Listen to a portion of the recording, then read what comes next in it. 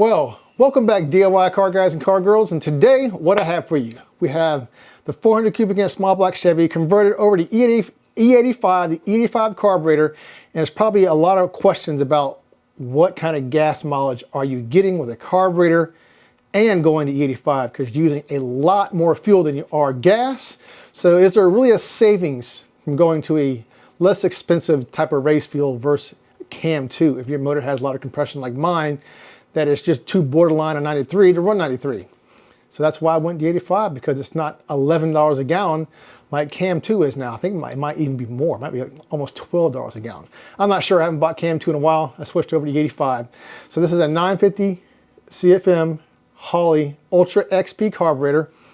I changed it as much as I could to get the best gas mileage out of it, but we have a lot of things that is not working against it, not working for us, that is. Okay, so it has 430 gears.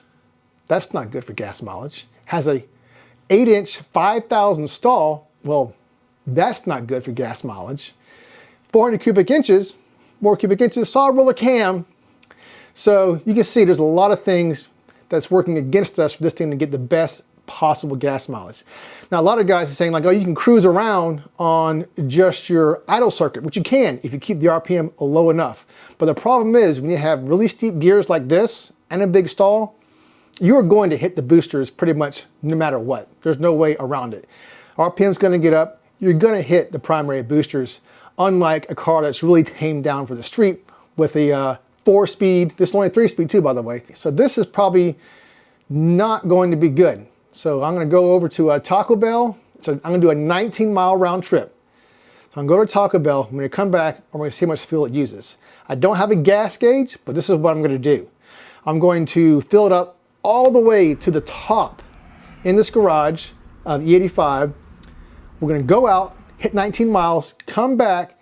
I'm going to put the gas back in it, and then we'll see how much gas we used, and then we can pretty darn closely get our gas mileage that this thing gets. Now, I'm not going to floor it. I'm going to baby it the entire time. So let's go ahead and do that.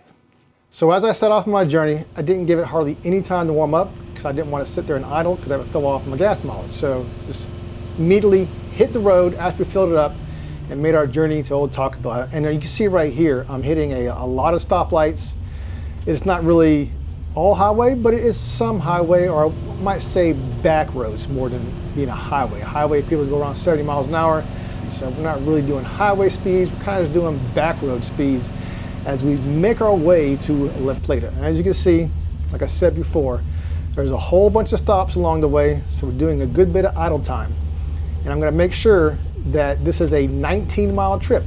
So I got my GPS and taking track of the miles. I want to get it as close to 19 as possible, because that'll make it the easiest to do the math with. A good round up 19 miles. In theory, it's probably slightly more than 19 miles, but I don't want it to be under. I want it to be slightly over, so we can get a good gauge, of exactly how much this gas mileage, how horrible it is, that is, how horrible the gas mileage is. So I make our way to Taco Bell, get my food, and then I make my trip back. Just kind of putting along, and like I said, I am doing my best just to give it the least amount of gas as possible. I want to see exactly how good I can get the gas mileage, knowing that it's probably going to be horrible with E85 in this particular setup. So get home, I top it off, and I can see that I've used roughly right around 3 gallons of gas to make a 19-mile trip. Do our calculation, and it is exactly 6.333 miles to the gallon. So you can see more about this. I'll explain this in a second. So after all my monkeying around with this guy, my gas mileage at E85 still pretty much in the pooper. I mean, it's slightly tolerable. If I just stay out of it, I can get 6 miles to the gallon. So this is the old quick fuel carburetor, and to know why, E85 uses so much more fuel, I can easily show you guys. So in the back of this guy, I'm running 108s in the rear. This right here is 93s in the rear, which I had on the brawler for gas. So if I go down here, you want to see what size the 108s are? Holy moly, right? And I'm using 94s up front. So it's Still a really big jet up front.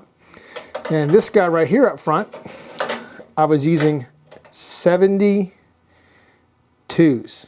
Look how small that hole is. So you can see right away between 93s to 72s.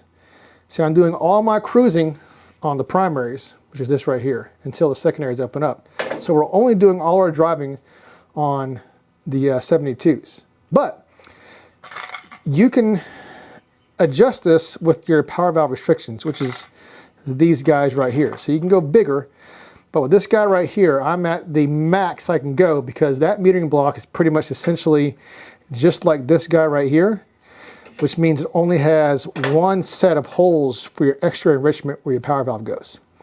So your power valve goes right here, and there's a hole right there. See that hole? Let me point it out. Right here, this hole, right there. See that? Goes into your intake. So when your vacuum gets to a certain level, it opens up. Power valve goes right here, which I've explained this in a lot of videos. I might as well just explain it again. Here's all my power valves. I got a lot of them. And when that guy opens up, it allows fuel to come through.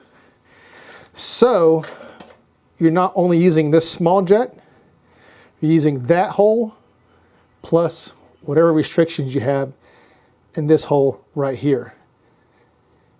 And like I said, since this gear is so steep, the only way that I can get this guy to have better gas mileage is to keep my power valve at a point where it won't come in till around, you know, wide open throttle, so I can still cruise around on little itty bitty jets.